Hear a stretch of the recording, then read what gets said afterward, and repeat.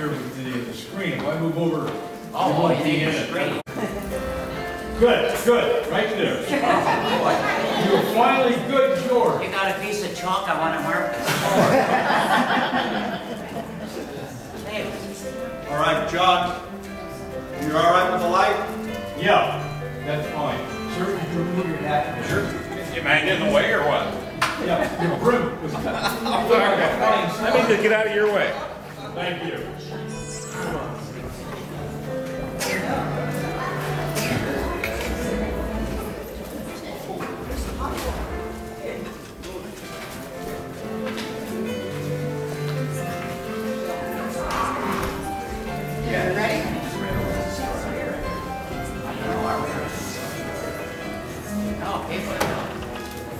Still have paying customers. Introduce George Juilly. He is a local, longtime resident and collector of Cazadero history, and he's put together this slide presentation for you today. Take it away, George. Thank you, Jane. Well, like Jane said, I'm George Juilly. Those of you that don't know me, our family's been coming up here since 1918, so we're just kind of youngcomers up here so far. And so we're going to talk about the train accident that happened in 1894. I'll take questions afterwards, and so keep that in mind if you have any questions. Okay. Who's doing the slide? I am. Okay. Let's have first one. So the first railroad to come up here was the North Pacific Coast, and they arrived here in quite elaborately in those days. Next. And so this was a route of the railroad when it first came up here. You took the ferry boat from San Francisco to Sausalito, and then you went up through Marin County, West Marin, and then you came into Sonoma County up here at Valley Ford, and then up Occidental, and into Monterey, then along Moscow Road to Duncan's Mills, across a bridge across the Russian River there. And Duncan's Mills was the end of the line for 10 years until it was, the line was run up to Cazadero in 1886 when they first arrived here. Next. This was an article in one of the San Francisco newspapers of the first train up here that arrived in April 11th, 1886. That is another handout for those of you that stay and are nice and quiet. Okay. And this was what the town looked like 4 years before the accident. This is 1890.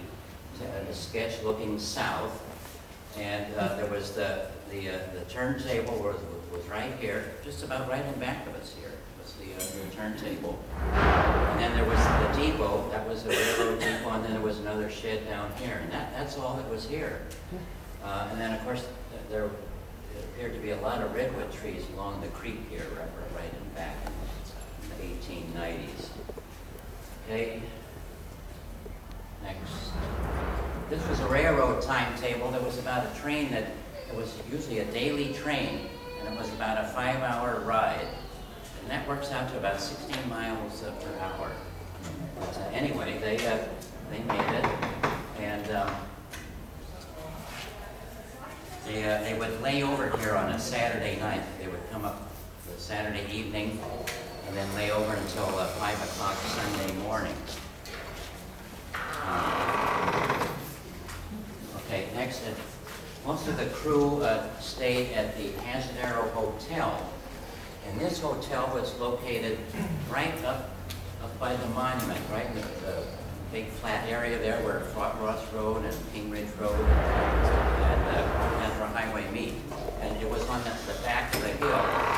So the face of the building was looking east, and that's where the hotel was for many years.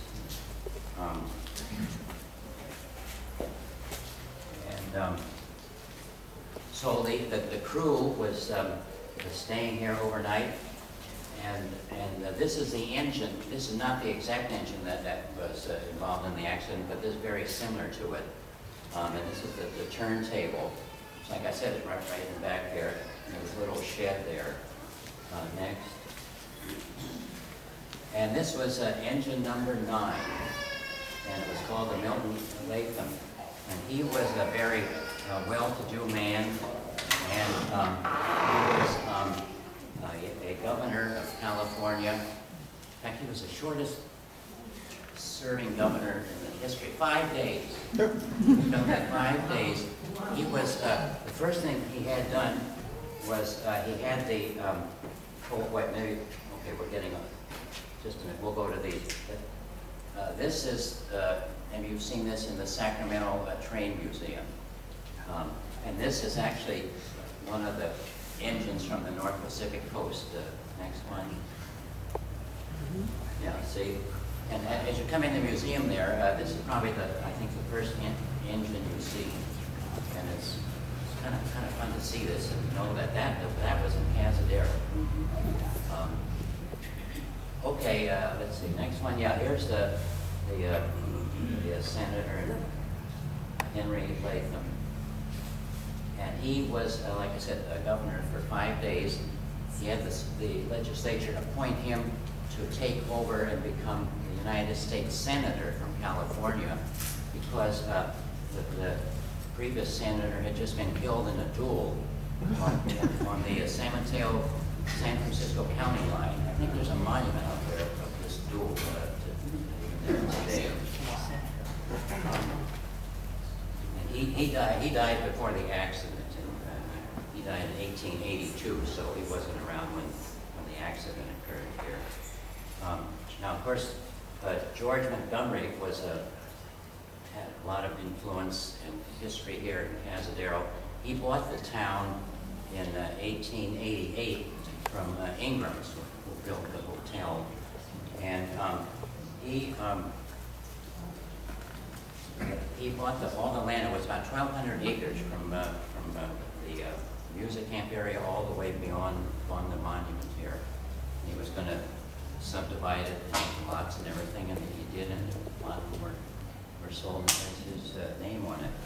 He was a member of the Bohemian Club in San Francisco, and he lived at the Palace Hotel, and he had owned mines in Mexico, and he was a very well-to-do man. And he had, when he bought the place here, he became a Christian man, and he put a lot of restrictions on the deeds. When you bought land here, you couldn't have liquor or alcohol or things like that. And he married a lady just right after he bought the land here, and her name is Carrie. She was a very well-known evangelist of her day. And we're always wondering about Elam Grove. We always hear that Elam Grove was his name is called that because it's miles spelled backwards. Well, that's true. It is miles spelled backwards, but that's not the way the name was named. Carrie named it from Exodus 15:27 from the Bible. And here's that when they came to Elam, then they came to Elam where there were 12 springs and 70 palm trees, and they camped near the waters. Well, that's pretty good. You just change palm trees to redwood trees, and you pretty well got it now. So that's where Elam Grove got its name. This is the first, probably the second bridge at Elam Grove, the railroad bridge. The first one probably washed out, and they had big floods and storms around 1880, around 1879 and 80. There were big floods, and probably took out the first bridge. And this is probably the second one. And this is looking upstream. The bakery, Raymond's Bakery, is just to the right. And then, of course, next, this is the bridge that's here today. And this is from the same angle as that one. And this is looking upstream also. Okay. This is the exact location where the train went through the trestle here. This is a typical train, not the locomotive that they used that night. And you can see all the piers and the post here. And the next one shows a close-up. You can kind of see how this would catch all the debris and everything, which it did.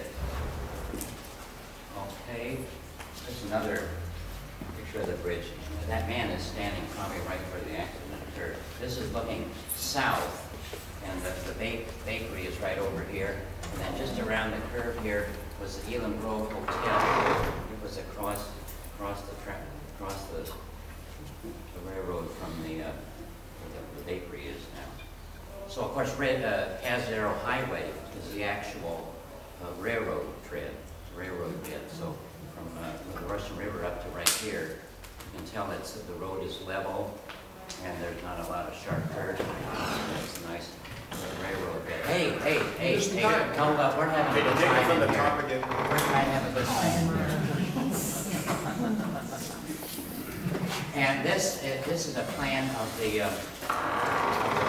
the railroad. Is the heavy black line coming around here, and of course Austin Creek, and this is St. Elmo Creek, and Kramer Road is right here, and On Road comes up here, and the bakery is right here to orient you.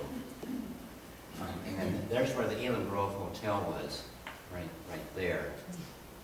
And right now that's where the parking area, and then right back is the suspension bridge where you walk across to the music camp. Next is just kind of an enlargement of this area, and you can see how much of a curve that the road is here. It's about 180 degrees from here over to here as you come around. So this was one of the sharpest curves in the whole system, right here. Next. Yeah, here's the Elam Grove Hotel about 1913. And of course the railroad stopped up right here at the platform here. And this is looking south. And the hotel could accommodate probably about 50 to 70 people in the hotel here. And it was, go ahead. Yeah, this is of course the new bridge right here, which you can see what a curve this is. Okay, next. So it was a very stormy night when they were staying up here that Sunday night, and it was probably up like this, or maybe even more. And I think I took this picture. This is a family picture from 1951. This is taken from the Elam Grove Bridge, looking upstream. And then this is what happened when the train went through. This picture, or a sketch, was in the newspaper. The San Francisco Examiner, they sent up their artist to sketch it. So this is the only actual recording we have. This is about 2 days after the accident, and the water went down. Because when the accident occurred, the water was right up to the bridge here, which is about 20 feet high. Okay. And so there was a lot of press on it, on the accident. These are from San Francisco newspapers. That sounds like my phone. It is. Is that my wife? Oh, she's not. So there were a lot of write-ups in the newspapers. These are two San Francisco newspapers. It was in the LA newspapers, and the next one shows that it's in the New York newspaper also. Let's see what's next. We're following along here. Let's see where we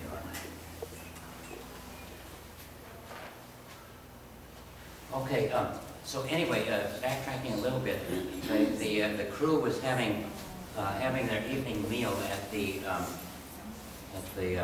probably at the train station here, because there was one piece of, hang on, that's something else. But anyway, so they were talking about going out to check the line to see how the railroad was to leave, when they were going to leave Monday morning. So they went out Sunday night, and there was a lot of discussion whether they should go or not, but they decided to go. And so there were 5 railroad employees that got on the locomotive, and there were 3 local guys that got on. So there were 8 of them in the engine. 8 guys in the engine. Yeah, I think that's right. And so then they started down the track, and they got as far as the bridge. And the conductor got out with a lantern, and he said, you know, for them to wait there, and he walked across to be sure the bridge was there. And he walked across it, you know, he got across to the other side. And then there's a lot of confusion as to what happened, whether he really signaled for them to cross or whether he told them not to come. But anyway, the engine started across the trestle, and it was all eroded, and the piers were washed out underneath, and as you saw there, it collapsed. So the engine went into Austin Creek there, and so it was you know, dark. It was about 7 o'clock at night or so. And so the conductor was frantic. He didn't know, you know, he didn't know what to do. So eventually he ended up down in Duncan's Mills. That's where they were headed, to Duncan's Mills, in the locomotive. But so anyway, the people show up the next morning, Monday morning, at the right here, the depot. The depot was probably right in this area where we're sitting right now. So people started showing up for the train, and they didn't see any of the employees, and they didn't see the locomotive. So one of the guys said, well, you know, let's walk down the line and see what's going on. So they get down to the bridge, and they see it's you know, it's gone. Some of it's gone, but they couldn't see the engine because the water was still up 20 feet there. It hadn't gone down yet. So they started scampering around, and meanwhile, like I say, the conductor got down to Duncan's Mills, to the train station down there. And so then they telegraphed the accident and what had happened.